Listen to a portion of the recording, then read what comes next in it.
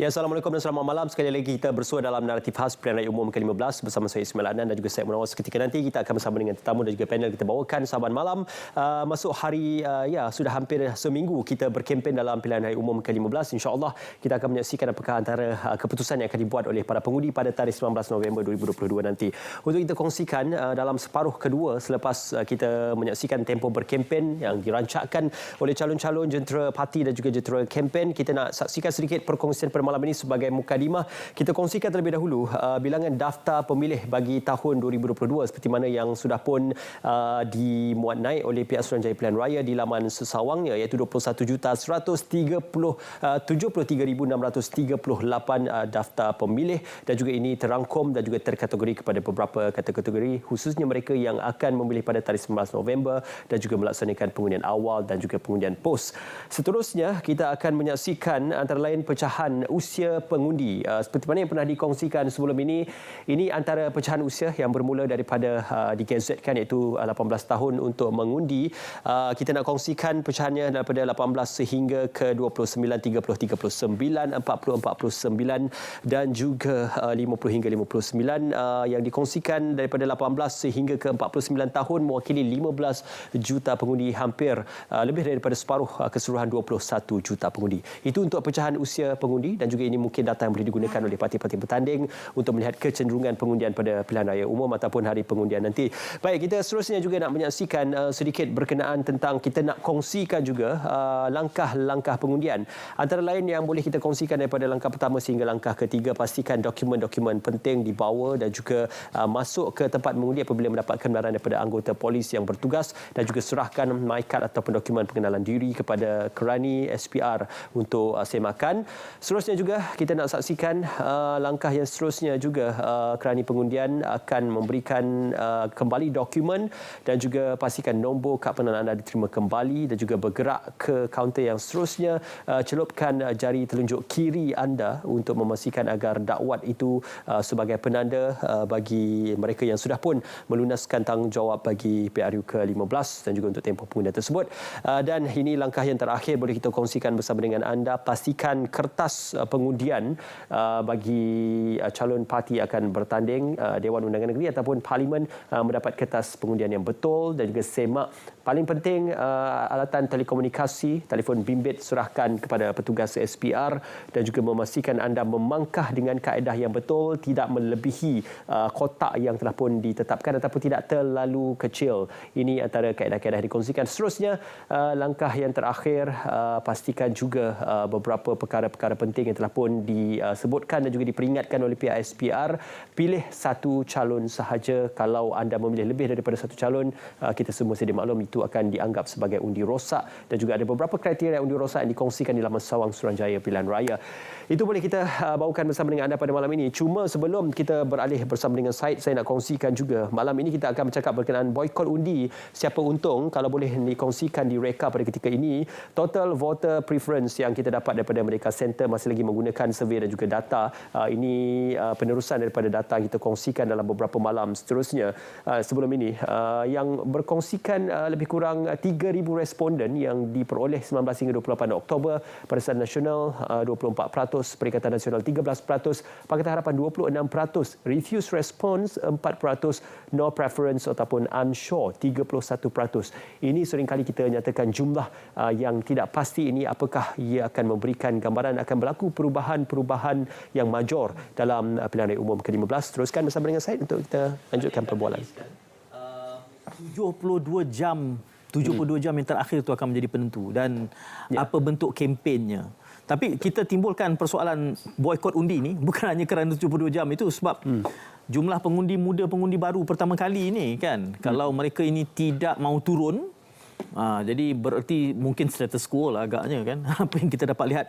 Jadi dua panelis yang dibawakan pada malam ini baru hangat ni, kalau rasa kerusi dia hangat, baru je sampai semua bergegas. Hujan-hujan ni, Kuala Lumpur hujan, dan Shah Alam tadi banjir juga. Di sebelah kanan saya teman saya, selalu saja kami berjumpa khususnya dalam konteks bahasa-bahasa ni, Profesor Madya Dr. Awang Azman Awang Pawi, penganalisis sosiopolitik Jabatan Sosiobudaya Akademi Pengajian Melayu UM, dan di sebelah sana Saudara Syahril Sabarudin, Fellow Penyelidik kiri kanan Baitul Amanah.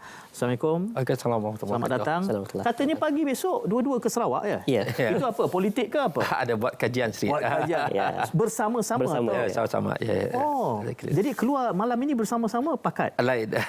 Sebab nanti masa mengundi asing-asing. Jangan pergi ke kotak mengundi bersama-sama. Tuan-tuan, yang dibangkitkan tadi adalah soal boikot undi. Dan kita tahu benda ini sudah dibincangkan umum. Soal apatis, political fatigue, kelesuan politik. Menyebabkan ada sebahagian yang menganggap turun pun Ya. apa kesannya itu orang yang seronoknya doktor, ada yang kata alah yang senang depa, kita macam ni juga.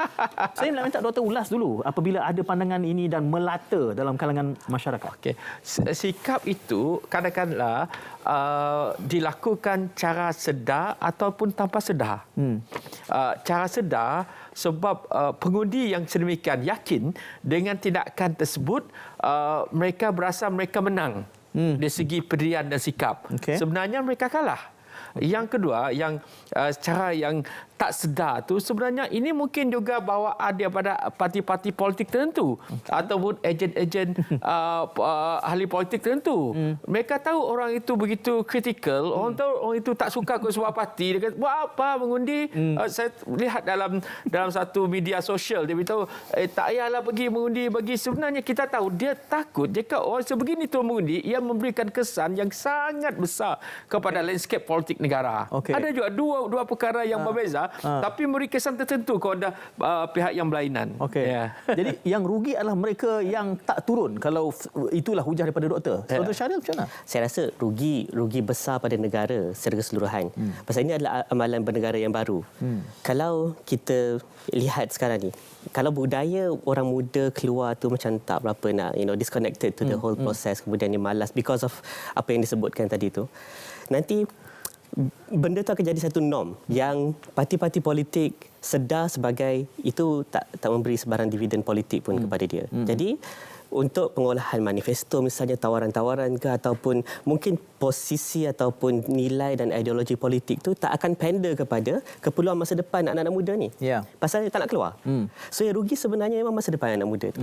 Pasal in the end yang memberi sokongan adalah orang yang keluar mengundi ni, which is golongan mungkin saluran 1, saluran 2, saluran 3. 4, 5, 6 ni mungkin kalau ada isu je keluar dan sebagainya. Terus mereka juga tidak dapat menyumbang apa sebenarnya kemahuan anak muda. Jika mereka protes secara begitu dengan tidak mengundi, akhirnya mereka membenarkan orang lain untuk menentukan masa depan mereka untuk dari satu penggal ke satu penggal dan berterusan hingga 25 tahun, hingga berapa abad benda itu berlaku. Jadi ini merupakan satu kerugian yang besar dalam konteks pembinaan generasi masa depan. Jadi mereka yang kita patut ketengahkan suara mereka, mendengar suara mereka, tiba-tiba mereka senyap daripada arus membuat proses keputusan negara. Ini merupakan satu tragedi intelektual kalangan generasi muda ataupun kalangan pengundi bersikap demikian.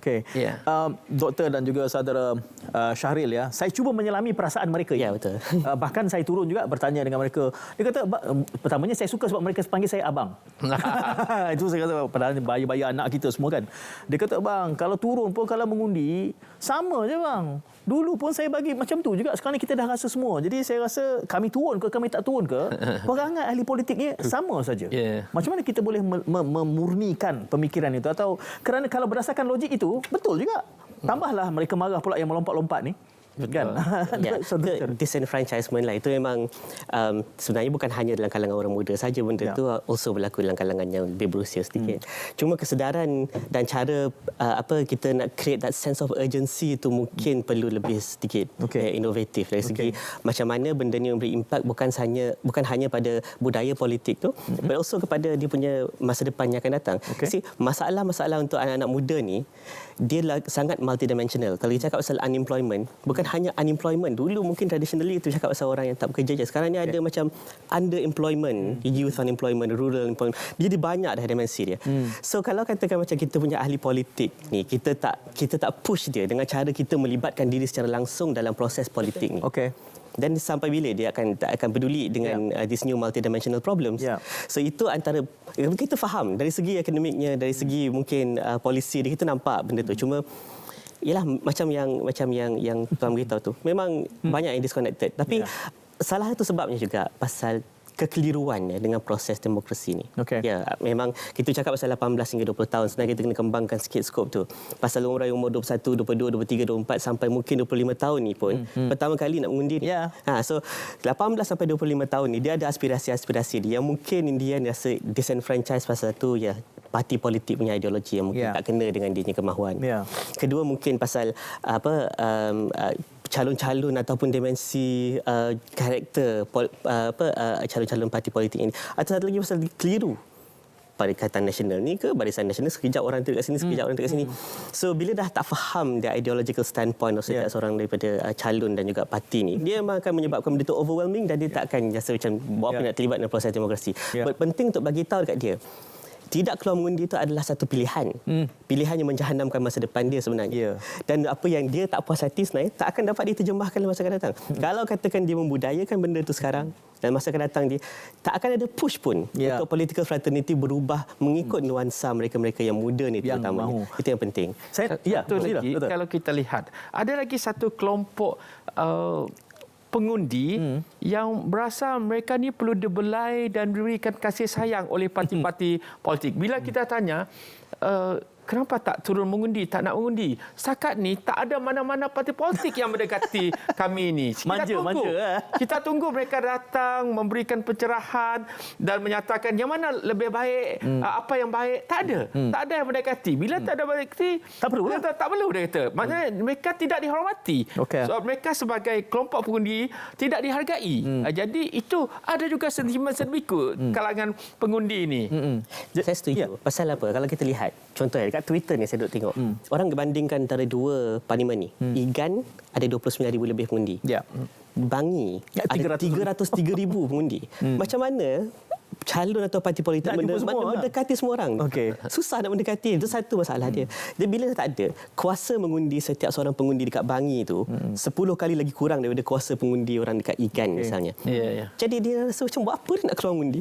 Tak ada. Tapi kalau diorang melibatkan diri dalam proses mengundi kali pertama ni, perubahan yang diorang perlukan untuk memastikan ada representasi yang betul tu boleh berlaku. Pasal parti politik nampak kita tak boleh nak main-main ni dengan pengundi-pengundi muda ni. Dia datang ni, tak kira apa yang berlaku pun lepas 19 hari bulan ni. Sama ada kerajaan mana yang dia nak tu menang ataupun tidak, asalkan dia terlibat. Pasal dalam pilihan raya akan datang ni, dia tahu yang suara dia dah didengari, dan kemudian parti-parti kena nak tak nak terpaksa berubah. Kita dah lihat dah benda tu berlaku. UMNO, Barisan Nasional dah meletakkan calon-calon muda. Dia mengatasi all this traditional hierarki, warlord punya politik saya terpaksa. Pasal nak kena pander kepada perubahan demografi ni. Pada masa akan datang ni, benda tu akan jadi expanded sikit. Nak cerita pasal benda yang mungkin orang tak faham. Nak kena cakap pasal benda yang lebih sophisticated, nak kena ada orang lebih pragmatic, profesional dan sebagainya. Dan that's penting. Itu penting dalam masa yang akan datang ni. Itu pun menjadi cue kepada saya malam ni. Saya bayangkan yang sedap kita sembang malam ni. Berapa minit lagi? Tinggal 1 minit setengah sebelum kita berehat. Tapi ini realitinya. Kalau orang muda sedang dengar kita sembang macam ni, saya anggap tugas kita untuk memberikan kesedaran, sedikit provoke mereka untuk rasa ingin turun. Tetapi Cik Syariel dah sebut sikit, saya nak minta doktor ulas ini lebih lanjut. Mereka mengatakan ini negara bebas. Tidak boleh dipaksa untuk mengundi. Tidak mengundi itu adalah hak saya. Memang jarang ada negara di dunia yang memberikan hukuman kepada mereka yang tidak mengundi. Tapi itu merupakan hak. Satu undi itu memberikan boleh menyebabkan masa depan ahli politik, masa depan dasar negara, dan juga boleh menyebabkan satu undi boleh menyebabkan terbinanya sebuah kerajaan.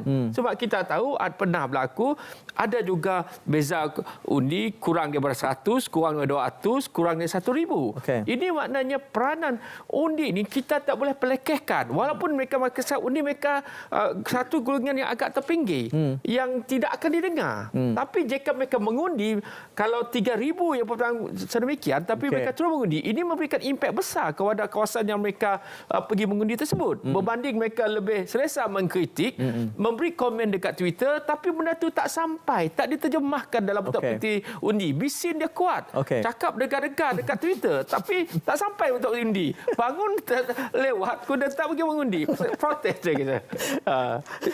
Itu realiti baru, sebab ada calon yang saya dengar, dia kata dasar penjimatan agaknya. Jadi dia kata kempen sepenuhnya secara dalam talian. Tak perlulah itu apa kebijaksanaannya di situ. Mungkin ini antara bahana daripada mereka yang rasa macam tak ada calon jumpa saya pun. Tapi kita rehat dulu lah Is. Kita rehat dahulu. Dan selepas ini banyak lagi soalan. Rasa sedap sembang bab politik ni. Rasa kopi je tak ada malam ni. Apakah masa break ini kita akan ada kopi? Saya tak tahu. Nanti kita buat luar. Kita berehat dulu. Yang warna putih tu ada. Ada.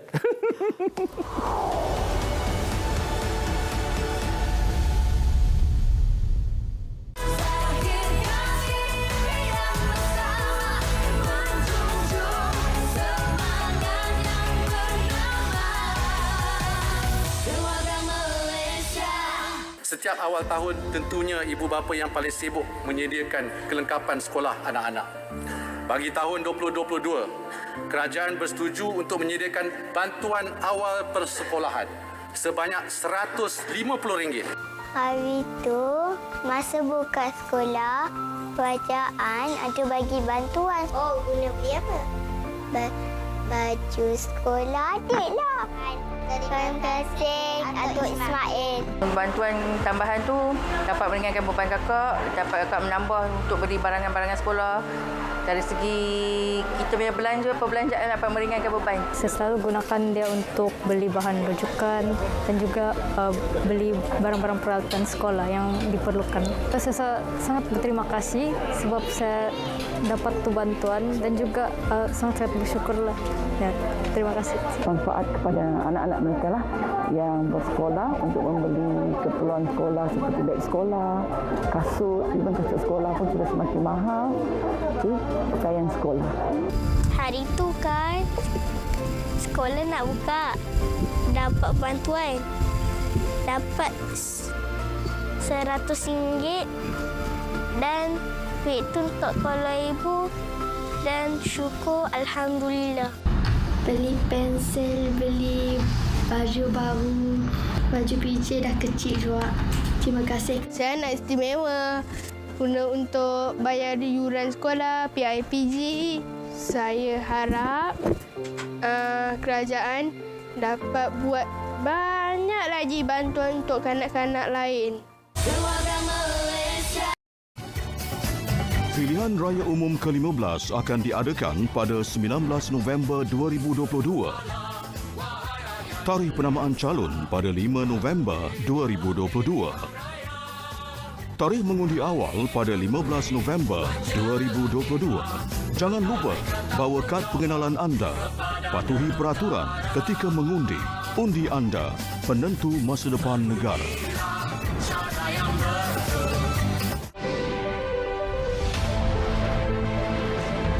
Himpunan peristiwa, kisah suka duka, konflik antarabangsa. Terkini kami rangkumkan secara komprehensif terus ke kaca TV anda. Saksikan berita dunia Isnin hingga Jumaat 11 malam di TV1 dan saluran berita RTM.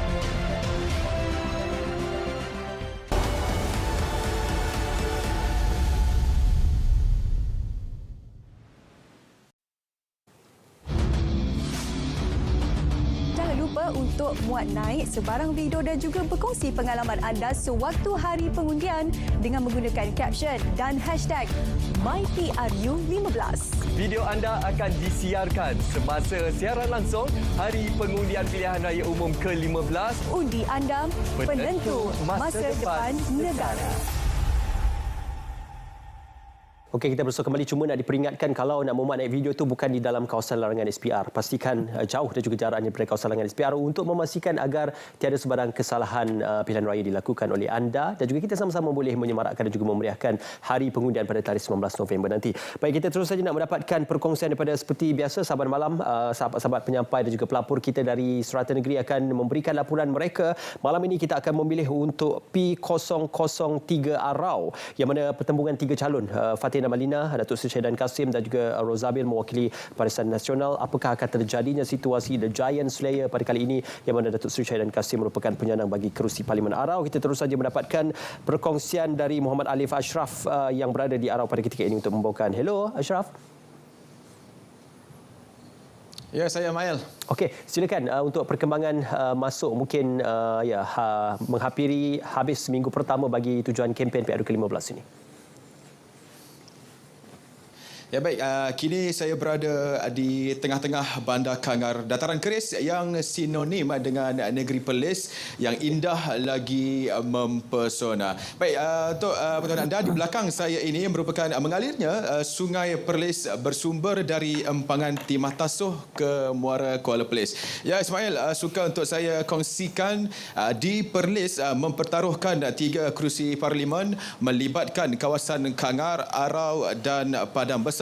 Dan di setiap kawasan parlimen itu masing-masing mempunyai 5 Dewan Undangan Negeri DUN. Jadi keseluruhannya terdapat 15 DUN. Dan memasuki hari kelima kempen PRU 15 di Perlis, apa yang dapat saya lihat, jalan-jalan utama terutamanya di sekitar Kangar dan Arau dipenuhi dengan bahan-bahan kempen. Poster calon, bendera di bahu-bahu jalan memeriahkan sekali berikutan pertambahan parti yang bertanding ini, termasuklah calon-calon bebas. Ismail. Okey, untuk ketika ini bagi perkembangan secara spesifik tujuan kempen calon dan juga parti serta kempen yang bertanding. Baik, seperti yang saya nyatakan tadi, 4 parti serta calon-calon bebas yang bertanding kali ini telah menggerakkan jentera mereka, kecuali calon bebas yang tidak memiliki bilik gerakan. Dan untuk tempoh ini, calon-calon lebih tertumpu kepada kempen berkelompok, iaitu secara bersemuka, yang lebih tertumpu kepada pasar-pasar, ceramah bersemuka dan memasuki setiap kampung-kampung, yang lebih menumpukan kepada hasrat serta manifesto masing-masing. Dan apa yang menariknya untuk PRU 15 di negeri Perlis kali ini, kita bakal menyaksikan pertembungan di semua kawasan DUN dan parlimen di Perlis, mungkin 5 dan 6 penjuru, dan ini suatu yang baru buat rakyat Perlis kerana sebelum ini hanya melibatkan 3 penjuru saja. Dan berdasarkan data daftar pemilih sehingga 7 Oktober lalu, seramai 195,927 pengundi layak mengundi di Perlis pada PRU 15 kali ini. Dan daripada jumlah itu, 192,242 merupakan pengundi biasa, 1,840 pengundi tentera dan pasangan, 1,826 pengundi polis dan pasangan, dan 19 orang pengundi luar negara. Baik Ismail, sebelum saya mengakhiri perkongsian saya malam ini, suka untuk saya kongsikan kepada anda, walaupun banyak parti yang bertanding pada PRU 15 kali ini, namun keharmonian di antara penyokong-penyokong parti dilihat cukup matang. Tiada sebarang kejadian yang tidak diingini seperti provokasi, biarpun bilik-bilik gerakan mereka ini berhampiran dan berdekatan antara satu sama lain. Ismail. Okey Alif, bersandarkan pemerhatian anda, bendera parti mana yang paling meriah setakat ini? Setakat ini, berdasarkan pemerhatian saya, Perikatan Nasional dan Barisan Nasional sudah tentu. Okey, terima kasih Alif untuk perkembangan. InsyaAllah kalau ada masa lagi kita akan bersama dengan Alif dari semasa ke semasa untuk membawakan perkembangan bukan saja di Arau tetapi juga 7% of students who want to vote in GE15 but cannot afford a trip to their hometowns. The survey involved 505 respondents. A large number of those with financial constraint are students who vote in East Malaysia. Jadi ini persoalan yang kita bawakan, apakah sebenarnya tidak mahu mengundi ataupun kekangan untuk balik mengundi menyebabkan undi itu terboikot? Mungkin Tuan Syarif boleh menjawab. Tadi dalam perbincangan awal ada cerita tentang carpooling kan? Ya, inisiatif mengadakan carpooling. Ini inisiatif rakyat. Tapi bab naik penerbangan ni kita tanya orang Sarawak. Apa dia punya sensitiviti dia? Kebetulan saya ni penasihat Persatuan Mahasiswa Sarawak Universiti Melaya. Jadi berapa ribu student itu bersama kami. Salah satu pandangan mereka ialah kurang inisiatif untuk mereka balik untuk mengundi. Dan apabila kurangnya atau tak ada inisiatif untuk mereka balik mengundi, kenapa tidak misalnya pihak kerajaan khususnya, pihak SPR misalnya, boleh membuat undi pos itu jauh lebih menjimatkan daripada memperkayakan syarikat penerbangan. Itu dari satu segi kata mereka, kata pelajar mereka dilatih secara kritikal, generasi yang semakin bijaksana. Dia kata kenapa tidak mengadakan undi cara online untuk pelajar? Sebab mereka ada hak, terutamanya mereka berada di Sabah Sarawak ini. Jadi mereka ingin turut serta dalam penyertaan politik, tapi mereka tidak ada diberikan semacam dukungan sedemikian. Semada kita lihat oleh pihak SPR sendiri, itu tanggungjawab SPR untuk melihat berapa kritikalnya pelajar semakin hari. Bukan 200, 2,000, 3,000, malah UM saja beribu, belum lagi di UPM, UKM, USM dan sebagainya. Jadi kena ada sesuatu dibuat. Kita tak boleh salahkan mahasiswa tak mahu pergi balik mengundi, mahasiswa bersifat lesu, sedangkan kita sendiri tidak ada buat apa-apa untuk mereka, untuk memberikan komitmen padu. Doktor, ini bukan idea baru. Ya, betul. Dan pernah disebutkan berkali-kali saya dengar. Apa yang menjadi halangannya? Tidak ada political will? Saya kira political will sama ada di pihak kerajaan ataupun di pihak agensi pelaksana, termasuklah pihak institusi bebas seperti SPR. Mereka boleh kuat kuasa. Sama juga dengan isu banjir. Jika bila hari mengundi, mereka boleh arah sama ada ditangguhkan atau dibawa ke Anjak berapa jam. Itu kuasa mereka. Sama ini SPR boleh saja untuk memutus sama ada nak atau tak. Itu persoalannya. Betul. Actually, saya tak banyak nak komen atas apa yang Dr. Awang cakap. Basically, itu memang dia punya nuance. Cuma disebabkan kita punya adaptation kepada digital sekarang ni, terutamanya lepas daripada pandemik. Semua orang sekarang dah ada akses semua dah biasa work from home. Dah biasa. Banyak scam sekarang ni pasal kita dah makin percaya kepada infrastruktur digital. Tetapi seperti mana kita lihat SPR punya kekangan ataupun for lack of a better word, kesusahan untuk nak memproses dan mengimplementasikan EVR. Maknanya banyak lagi proses ataupun kesusahan ataupun struktur yang perlu diperbaiki dari segi pembentukan ataupun pengubahan institusi secara rapid untuk nak menyesuaikan dengan keperluan-keperluan ni. Memang saya tak sure, it's not for me to say. Tapi saya harap at least kerajaan ada niat untuk nak mengolah ataupun innovate sikit proses demokrasi ni. Maknanya termasuk bukan setakat undi pos, but also undi secara online. Kalau kita lihat political activism dah berlaku. Kalau saya boleh tambah sikit atas research yang tadi yang dijalankan oleh Merdeka Center, saya sendiri ada buat tinjauan. Kalau kita lihat orang golongan atas pagar ni, terutamanya anak-anak muda ni, dia ada dua jenis. Satu yang memang nak keluar mengundi ni tapi belum buat keputusan siapa, dan that number is large, dalam 40%. Yang rasa macam tak nak keluar mengundi ni sikit je. Cuma yang kita kind of like masukkan dalam satu golongan yang sama ni, termasuk orang yang sebenarnya nak keluar mengundi, tapi dia tak buat pilihan lagi. And that one ada banyak lagi circumstances lain yang akan memberikan dia lebih more information untuk dia nak menjalankan tindakan pengundian dia. Tetapi kalau kita mudahkan, sekarang ni kita dah mudahkan satu proses, tak perlu daftar. Proses pendaftaran ni bukan senang dan biasanya digerakkan oleh parti politik yang datang, approach apa suruh daftar, apa semua isi borang apa semua, nak buat sendiri lagi susah. Kan? So bila proses sudah dipermudahkan, yang second adalah untuk nak pergi mengundi lah, nak mendapatkan maklumat dan juga pergi mengundi. Kalau kita lihat ada banyak viral sekarang ni universiti-universiti yang buat that board tu yang orang letak kan. Itu menunjukkan one leg in atau one foot in untuk golongan-golongan mahasiswa ni sebenarnya nak terlibat dalam proses demokrasi dan mengundi. Dia dah berani nak letak dia punya pilihan dan sebagainya. Boleh tunjuk secara transparent. Dia tunjuk secara transparent. Proses tu dah berjalan, tapi ialah kekangan-kekangan lain macam ni perjalanan keluar ke sana. Ataupun mungkin kalau keluar pun hujan, banjir, ataupun mungkin pasal kalau dia keluar pun dia punya jarak daripada rumah dia ke tempat pengundian tu sendiri satu hal. So itu kekangan yang memang kita tak boleh nak. At the moment adalah satu kekangan yang real. Tetapi kalau boleh pada masa akan datang untuk kita pastikan demokrasi kita lebih subur dan kita pastikan akses kepada proses ni dijalankan. Respon awal saya adalah bahawa yang kita tuntut pada malam ini bukan benda yang baru. Kita dah dengar beberapa kali, bahkan sebelum PRU yang lalu pun sudah menyebut. Dan sudah bermula misalnya undi untuk rakyat Malaysia di luar negara, di konsulat, di kedutaan, mana boleh dibuat kalau ingin dilakukan. Tetapi yang saya nak timbulkan sini berkait tentang kelesuan ini, mengapa mereka, khususnya generasi muda ni, yang kita rasakan bahawa undi 18 ni adalah memang untuk mendorong mereka, tetapi mereka sendiri seperti tidak menuntut ini bersungguh-sungguh, tetapi datang daripada khalayak generasi seperti kita, akademia. Sepertinya budaya politik itu tidak terasuh dalam sistem yang ada ini. Kalau saya boleh, ini just an inference. 3 tahun kebelakangan sebelum ni, budak-budak universiti tak pergi universiti pun pasal lockdown. So dalam kampus yang sepatutnya membentuk this paradigm untuk dia ada lebih active citizenry ataupun tanggungjawab kenegaraan tu yang patut dia asuh dan disemai dekat situ secara fizikal, maknanya dia punya penglibatan involvementnya real dengan masyarakat kampus tu, tak dapat dijalankan.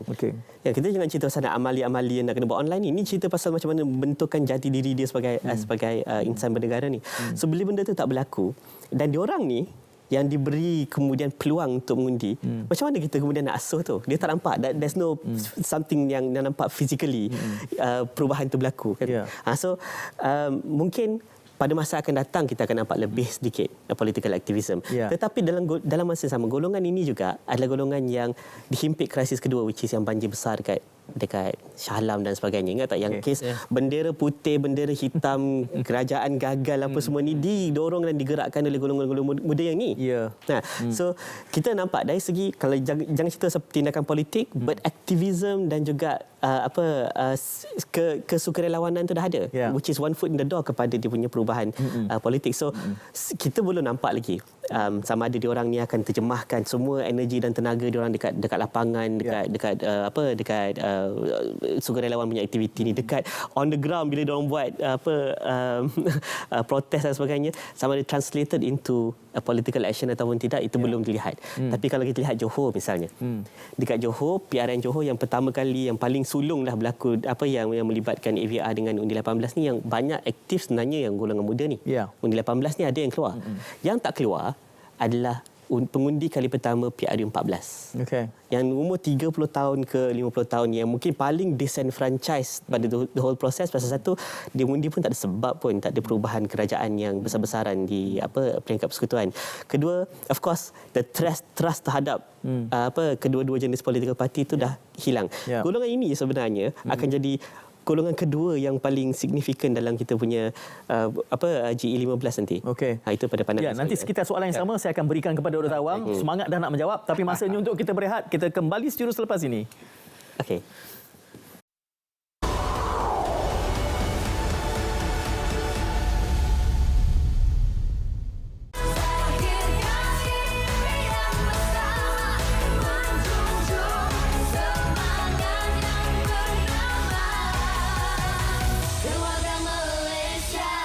Kerajaan akan menyediakan peruntukan 450 juta ringgit di samping komitmen syarikat telekomunikasi yang turut menyumbang kira-kira 65 juta ringgit. InsyaAllah seramai 600,000 siswa-siswi daripada keluarga B40 bakal menerima manfaat daripada inisiatif ini. Bagi saya, bantuan yang pelajar dapat komputer riba ni sangat membantulah dalam pelajar meneruskan pelajaran diorang. Dengan dapat komputer riba tu, diorang boleh banyakkan searching semua. Sebab kalau nak harapkan zaman dulu dengan mesin type, sekarang laptop. Setiap perkara perlu laptop. Jadi, pemberian laptop terutama untuk B40 amatlah dihargai. Dan saya juga merupakan salah seorang pelajar B14 yang telah menerima bantuan, dan bantuan-bantuan ini telah memberikan faedah kepada saya untuk saya mengulang kaji pelajaran dan membantu saya dalam exam peperiksaan. Kepada pelajar merupakan satu langkah yang bijak yang diambil oleh kerajaan. Kemajuan teknologi itu dapat digunakan oleh pelajar melalui pemberian laptop, dan pelajar tidak boleh terus bergantung kepada bahan fizikal seperti buku teks dan sebagainya, dan akses lebih mudah untuk dibuat melalui menggunakan komputer riba tersebut. Pemberian komputer riba ini sangat bagus sebab akan membantu pelajar daripada sekolah rendah sampai ke universiti untuk jadi lebih berkemahiran, dan pelajar pun akan rasa tak terbeban untuk membuat segala kerja rumah, untuk membuat assignment, dan boleh buat di mana-mana saja, tak terikat di mana-mana tempat. Saya sangat amat berterima kasih kerana telah memberi saya laptop. So dengan adanya laptop ni dapat bantu saya buat assignment dan segala tugas-tugas lain lah. So saya sangat terima kasih.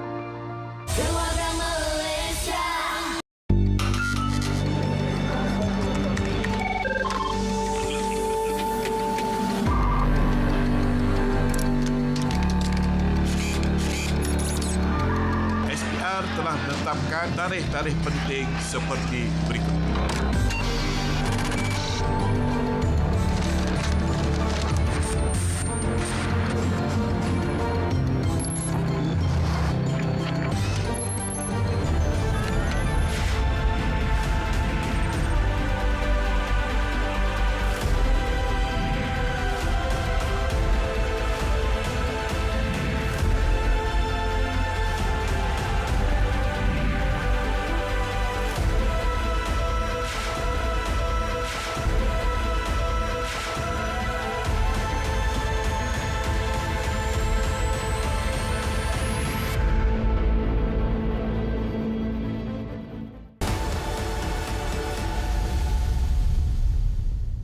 Kita berusaha kembali dalam Tifas Pilihan Raya Umum ke-15. Seketika sebelum kita bersama dengan Dr. Awan dan juga Tuan Syahril, kita nak kongsikan sedikit ini. Sebenarnya dalam beberapa hari sebelum ini kita ada juga kongsikan, tetapi ini paparan yang lebih jelas bagaimana dapatan yang diambil daripada survey dan juga dapatan daripada keseluruhan ataupun mungkin sebahagian daripada suara-suara mereka yang menginginkan bagaimana coalition itu berlaku selepas keputusan Pilihan Raya Umum ke-15 diumumkan. Ayo kita paparkan bersama di skrin pada ketika ini. Okey, ini adalah statistik Pilihan Raya Umum ke-15 jantina dan juga umur pengundi. Jenis pengundi biasa, pengundi awal, pengundi tidak hadir luar negara. Seterusnya, kita nak kongsikan untuk statistik yang seterusnya. Okey, ini yang sebenarnya saya nak kongsikan. What Rakyat Want. Satu perkongsian sumber daripada 4 badan media utama bersama dengan O2 Research Malaysia dan juga Ilham Center. Issues of concern among Malaysian voters. Antara yang paling utama daripada Ilham Center, restoring and improving the country's economy, eradicating poverty and tackling the cost of living. Masih lagi isu ekonomi dan juga kos sara hidup menjadi perhatian dan juga tumpuan. Kalau di peringkat O2 Research Malaysia juga, cost of living and prices of goods and job opportunities and salary rates juga merupakan antara keutamaan dan juga tumpuan kerisauan mungkin pengundi-pengundi. Mungkin ini menterjemahkan bahawasanya ada satu lagi kalau boleh dikongsikan, kejap lagi kita akan nak kongsikan seketika. Cuma persoalan kepada Tuan Syahril, kalau tawaran manifesto ini berlangsung dan juga melihat secara spesifik kepada isu-isu seperti yang disebutkan dan juga kehendak pengundi, adakah peluang besar untuk parti-parti atau gabungan parti itu memenangi Pilihan Raya Umum ke-15? Bagi saya rasa bergantung kepada cara pengolahan tawaran tu. Macam kalau kita lihat spesifik kepada belia, yang spesifik menyentuh belia, yang banyak sebenarnya kalau ikutkan perubahan radikal dari segi perubahan radikal dari segi institusi. Barisan Nasional dengan Perikatan Nasional yang bagi contohnya penglibatan yang signifikan dalam senatorship. Ada kuota khusus untuk golongan belia untuk menjadi penggubal dasar. Dan juga ada jawatan kuasa, Barisan Nasional ada ni. Dia diberi peluang ataupun kuota tertentu untuk terlibat dalam jawatan kuasa pengubahan polisi. Pakatan Harapan tak ada sangat. Dia address benda yang berkaitan dengan banyak yang kos sara hidup dan sebagainya lah. Dan of course benda tu also disentuh oleh parti-parti lain. Tapi nampak tak dekat situ Perikatan Nasional dan juga Barisan Nasional at least dah nampak yang perlu ada penglibatan khusus belia dalam government. So bila dah ada tu, at least daripada situ senang sikit. We have one foot in the door untuk nak bercakap secara langsung dengan golongan belia ni supaya terlibat secara aktif dalam politik. Dengan bagi ruang lah, tanpa perlu melibatkan diri dalam parti politik dalam proses tersebut. So itu boleh menyentuh balik soalan tadi tu. Tawaran yang perlu diberi bukan hanya spesifik kepada benda yang kita nampak macam tangible dan non-tangible yang berkaitan dengan ekonomi, itu penting. Tapi semua orang sentuh, but have to be a bit more creative. Benda yang macam ni mungkin dia akan bagi banyak lagi ruang sebenarnya untuk orang anak muda ni terlibat dalam ini. Dr. Awan nak menambah tadi. Tadi saya melihat tentang mengenai institusi dengan pihak dokongan dan sebagainya sebelum kita berhenti rehat. Tapi saya lihat ini lebih menunjukkan kelemahan dan juga kegagalan ejen-ejen sosialisasi yang ada. Kalau kita lihat dalam teori sosiologi, betapa dalam pembentukan sebuah masyarakat yang kuat, teguh, stabil itu memerlukan ejen-ejen sosialisasi untuk memastikan adanya kesedaran, adanya tindakan, adanya peranan, adanya inisiatif yang dilakukan. Dan antara ejen-ejen sosialisasi ini sangat pelbagai ejennya. Termasuklah ejen yang paling dasar ialah ejen melalui pendidikan. Pendidikan itu tak semestinya secara rasmi, tak semestinya secara rasmi, tapi pendidikan tidak rasmi dari rumah. Bagaimana dididik cara menjalankan cara demokrasi dalam konteks sebuah rumah. Bagaimana keputusan-keputusan itu dibuat berdasarkan demokrasi. Itu antara ejen-ejen sosialisasi yang boleh dimainkan dalam konteks masyarakat. Sebenarnya paling asas bermula dari rumah, kemudian pendidikan rasmi di sekolah, kemudian ditentukan lagi oleh perkara yang oleh persyaratnya, kejiranan kita, dan juga ditentukan oleh rakan setara kita, ditentukan oleh sistem pendidikan di sekolah, ditentukan oleh pihak media sendiri tentang public opinion, gerakan public pressure, dan juga hingga kepada institusi instrumen-instrumen yang lain yang memberikan kesan kepada keseluruhan hidup kita. Maknanya sekiranya salah satu daripada ejen sosialisasi itu gagal, makanya ia akan terencat. Sebab itulah dalam konteks fungsi structural itu akan, kalau satu sudah tidak berfungsi, bermaknanya yang lain juga akan terjejas.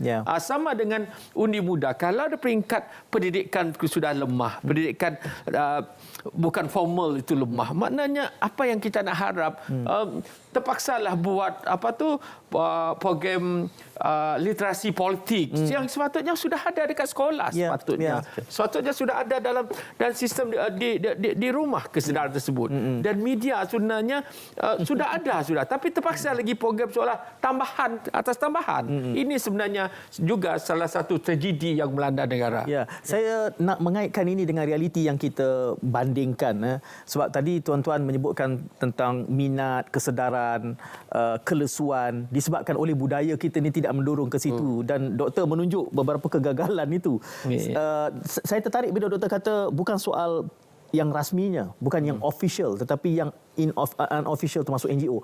Cuma kalaulah yang official itu sendiri pun sangat terbuka. Saya ambil contoh di Korea. Saya dapati sekolah rendah di Korea mengasuh pelajarnya berdemonstrasi dengan mak ayah, memprotes Datuk Bandar kalau berlakunya agenda pembangunan yang mengganggu alam sekitar. Dan itu adalah aktiviti co-curriculum. Yang mana kita di sini, University Nottingham, East baru maklumkan tadi, bila buat culaan tadi itu tunjuk bila tidak favorable, itu perlu disorokkan kerana gambarannya akan boleh mengganggu hubungan dengan MOHI. Kita belum ada budaya terbuka itu, ataukah sebenarnya doktor kita sedang bergerak ke situ? Saya percaya negara kita bergerak ke arah itu, tapi sejauh mana kumpulan pressure group itu memberikan tekanan kepada mana-mana institusi, mana-mana parti untuk berubah. Jika mereka tidak berubah, mereka akan menjadi tidak relevan.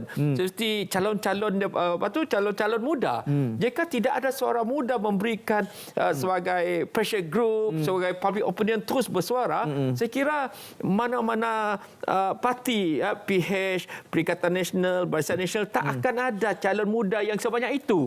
Sampai calon tua itu merajuk Rasa Petani ke PNU, walaupun sudah berpuluh tahun menjadi menteri dan sebagainya. Jadi itu masalah juga dalam sistem. Apabila yang sudah generasi tua, sudah selesa, tak nak lepaskan. Seolah-olah ketika mereka berkuasa dulu, mereka didukung oleh orang-orang muda. Tapi bila mereka juga dituntut memberi laluan, bukan main mereka memprotes. Ini salah satu attitude yang tak sehat dalam budaya politik negara. Dalam calon yang PRU ni, saya kira ada calon yang sudah melalui 11 PRU.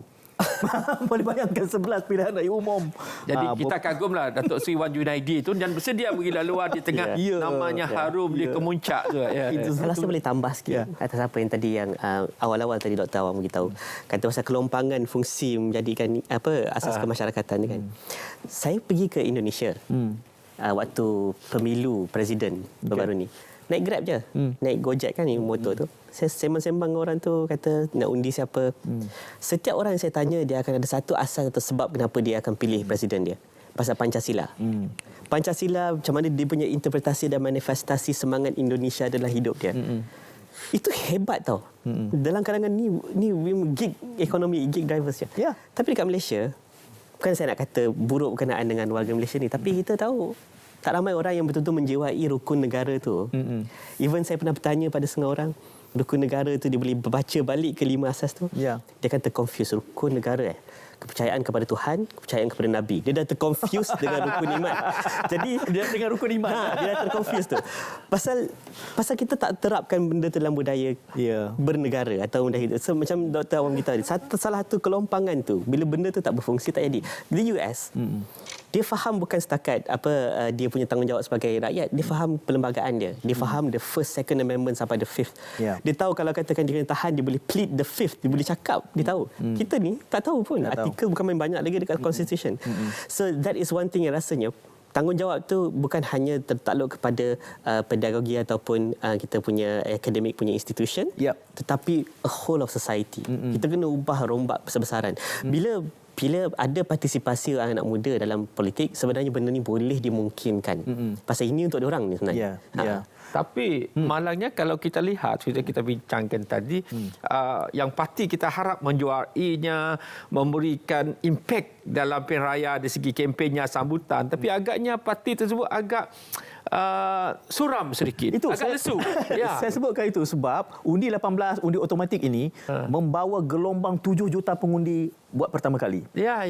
Dan yang saya sebutkan semalam, yang sentimental dan instrumental kepada adalah parti muda. Tetapi hari ini macam parti muda macam hilang sedikit. Macam hilang dia dah radar. Apa sebut soal pressure group, tapi pressure group yang diharapkan tidak membawa itu. Jadi apakah kita akan berbincang itu sekarang atau kita berehat terlebih dahulu? Boleh kita berehat terlebih dahulu dan soalan itu akan ditangani oleh kedua-dua silakan Is. Okey. Sebelum kita berehat, sebenarnya ada satu perkara saya nak kongsikan kerana disebabkan kegagalan sistem dan juga kerosakan sistem rail di Kuala Lumpur yang berlaku baru-baru ini menyebabkan kegagalan selama 7 hari. Ada netizen dan juga pengguna Twitter berkongsikan perbandingan manifesto khususnya berfokus kepada isu pengangkutan. Ini perbandingan yang dibuat oleh netizen kita untuk melihat bagaimana perbandingan dan juga tawaran manifesto oleh setiap gabungan parti bertanding ini akan menyelesaikan isu pengangkutan ataupun rail pengangkutan. Pakatan Harapan menceritakan tentang akses mudah, had tambang, regulasi, baucer pengangkutan, meluaskan mod pembayaran pengangkutan awam percuma bagi warga emas, muka surat 33. Barisan Nasional pula menceritakan tentang mengintegrasi memodernkan sistem rangkaian kereta api dan rel nasional dan juga muka surat 42, 100% perkhidmatan ini electric car bagi kenderaan rasmi kerajaan. Manakala Perikatan Nasional hanya berceritakan di muka surat 65 memperkasakan sistem pengangkutan awam termasuk jaringan pengangkutan awam bersepadu seluruh negara. Daripada dapatan ini sebenarnya kita boleh menakul sendiri dan juga mentafsir sendiri gabungan parti manakah yang menyediakan secara spesifik apakah tawaran-tawaran untuk memperbaiki sistem pengangkutan ataupun rel pengangkutan, dan mungkin ini akan kita bincangkan semuanya nanti dalam Natif Khas PRU ke-15.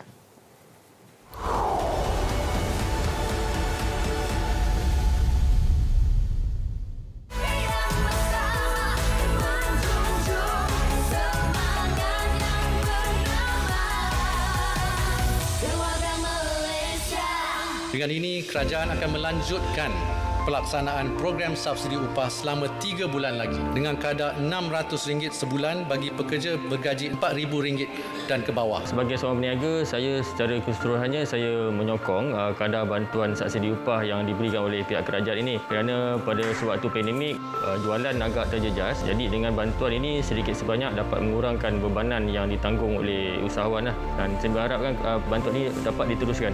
Dia dapat bantu bayar car rumah beresor dan membantu perniagaan bertahan. Ketika pandemik, saya sebagai majikan, walaupun kedai tidak beroperasi tapi saya tetap membayar gaji pekerja.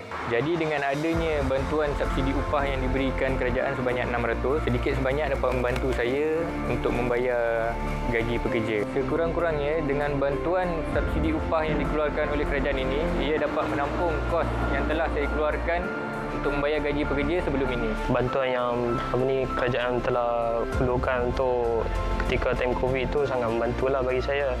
Sebab time COVID itu kita tak dapat nak datang kerja, kita kena bayar kos rawatan. Jadi dari segi bantuan tu banyak menolonglah pekerja-pekerja saya dan juga saya. Alhamdulillah semua telah sembuh daripada penyakit COVID-19. Susahlah masa tu, tapi sekarang pun susah juga. Nak bayar pekerja punya gaji tapi kedai tutup. Nasib baik kerajaan ada bantu subsidi upah. Terima kasih banyak. Masa PKP itu kita boleh cover semualah. Saya harapkan kerajaan boleh extendkan program subsidi upah ini sehingga ekonomi baik.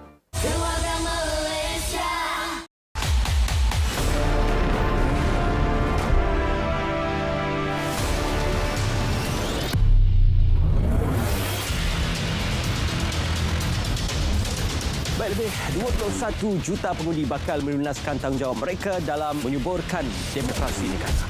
222 kursi di Parlimen, manakala di DUN 42 di Pahang, 59 di Perak dan 15 di Perlis, manakala 1 di Bugaya. Naratif khas PRU 15 bermula 5 hingga 18 November 2022 pukul 9 malam di TV1 dan saluran berita RTM.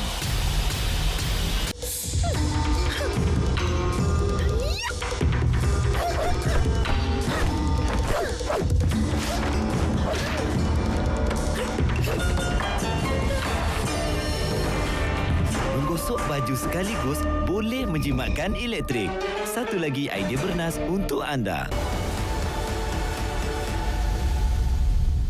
So, kembali disebabkan persaingan sengit dalam parti politik yang bertanding dan juga gabungan parti politik yang bertanding untuk PRU ke-15, ada juga yang menjangkakan mungkin akan berlaku gabungan ataupun coalition yang baru untuk membentuk kerajaan dan menjadikan 1/3. Kita tidak tahu coalition yang mana. Kita nak kongsikan sedikit dapatan dan juga survey yang diambil ini daripada O2 Research Malaysia. Political Partnership of Choice if there is a hung parliament. 81% Perikatan Nasional Supporters menyatakan mereka bersetuju untuk melihat Barisan Nasional dan Perikatan Nasional. 80% daripada penyokong Barisan Nasional menyatakan mereka juga bersetuju untuk Barisan Nasional dan Perikatan Nasional, tetapi untuk Pakatan Harapan penyokongnya mereka tidak bersetuju kalau Pakatan Harapan dan Barisan Nasional diterjemahkan dalam suatu coalition yang baru. Jadi persoalan penting Said ya, apakah apabila berlakunya coalition ini akan lebih menyebabkan political fatigue ataupun kelelahan politik akan lebih jelas berlaku nanti? Ya, itu satu realiti yang kita kena tunggu. Saya tanya dengan beberapa panel sebelum ni, secepat mana kita boleh tentukan siapa Perdana Menteri pada malam 19 itu? Kan? Sebab perundingan menghadap istana itu satu kita tak boleh tidur malam tu. Kita kena tunggu malam kali ya. Itu belum pertimbangkan Menteri Kabinet pula. Siapa Menteri Keuangan, siapa MITI kan. Jadi bila ada pakatan baru ni, menarik sebenarnya satu peluang untuk kita berdebat. Tapi saya timbulkan tadi satu persoalan, saya nak berikan ruang ini kepada kedua-dua panel ya. Instrumental kepada kebangkitan, kalau kita sebut kebangkitan jumlah 5.8 juta undi 18 ini, instrumental dikaitkan dengan muda. Tetapi bila tiba peringkat ini macam kita sebut soal pressure group, tapi kelihatannya dalam kempen ini macam muda pun seperti tidak memercik lagi. Ya. Kalau kita lihat sejak mula sebenarnya pada awal kewujudan muda itu memberikan impak yang besar. Sekurang-kurangnya dari segi penerimaan orang-orang muda. Semacam memberikan harapan, memberikan semangat baru dan sebagainya. Dan apabila berlakunya pilihan raya umum kali ini, mereka menjadi tenggelam. Orang tak nampak di mananya parti muda ini berada. Rupa-rupanya parti muda ini sebenarnya tenggelam apabila mereka mengambil, mereka sepatutnya mandiri. Maksudnya mereka perlu tunjukkan mereka ada kelainan, mereka perlu tunjukkan mereka tidak ada loyalty dengan benar generasi-generasi yang lalu. Tak kira parti mana mereka mau berafiliasi. Tapi malangnya mungkin mereka nak mendapat keuntungan jangka pendek, walaupun tak ada jaminan pun mereka untung dalam jangka pendek. Mereka bernaung di bawah parti yang lebih besar. Bila mereka bernaung di bawah parti yang besar, mereka di bawah bayang-bayang parti tersebut, dan aura kemudaan itu menjadi cair dan sudah mula tua dan hilang sifat kemudaannya. Jadi kesannya apabila dalam kempen tak nampak sebab muda dan parti yang bersama mereka memakai baju yang sama. Pengundi tak dapat lihat sebab baju yang sama-sama pakai baju warna biru muda. Kalau dia pakai baju warna hitam pink putih, misalnya, hitam putih misalnya, orang dapat lihat inilah ciri parti muda, inilah karakter mereka, inilah dia punya perjuangan, ini dia punya ideologi yang nampak berbeza, dan suara orang muda akan menjadi lebih jelas jika diperjuangkan dalam konteks kelompok muda saja. Apabila sudah dicampur dengan pelbagai generasi kat situ, ini menyebabkan mentenggelamkan parti muda itu sendiri. Dalam kelompok yang besar tu, tengok yang muda-muda nampak macam mereka ni tukang pacak bendera saja. Saya rasa muda ni impact dia mungkin dirasai di kawasan-kawasan tertentu je. Kalau ikutkan dengan kita punya keadaan gerrymandering, saya sebut by apportionment lah. 47% daripada undi muda ni ada dekat kawasan-kawasan urban tau. Which is just 6 state dekat Malaysia ni. 33% semi-urban. Dan diorang punya keupayaan mengundi itu sikit dibanding dengan kawasan rural. Impact kat kawasan rural ni kurang. Jadi bila dia masuk tanpa dia punya own identity, terpaksa berasimilasi dengan political coalition lain. Tujuan dia kenapa dia tak nak split vote, especially kawasan-kawasan macam ni, memang yang kawasan-kawasan yang sinonim dan relevan dengan parti yang mana yang dia ada sekarang ni. Then they basically have no choice at this particular moment. But sepatutnya seperti mana yang Tak Wong kata, they have that opportunity, ada that singularity untuk nak come up dengan dia punya own offer. Dulu waktu PRN Johor, dia orang berani buat, langgar aja semua. And it was good in terms of a healthy democracy dengan dia punya offer dan dia punya manifesto sendiri, pendekatan dia untuk nak menghasilkan manifesto itu sendiri.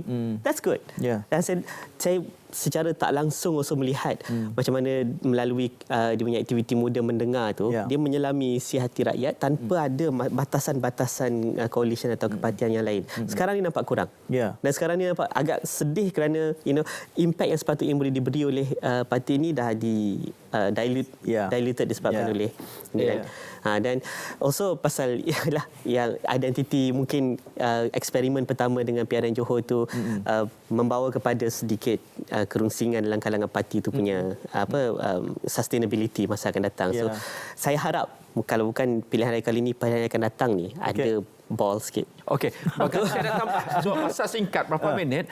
Kita lihat macam mana impak undi muda, tak semesti yang umur 25 tahun. Tapi kalau kita nak boleh lihat lagi, undi muda bagi saya juga mereka di bawah 39 tahun.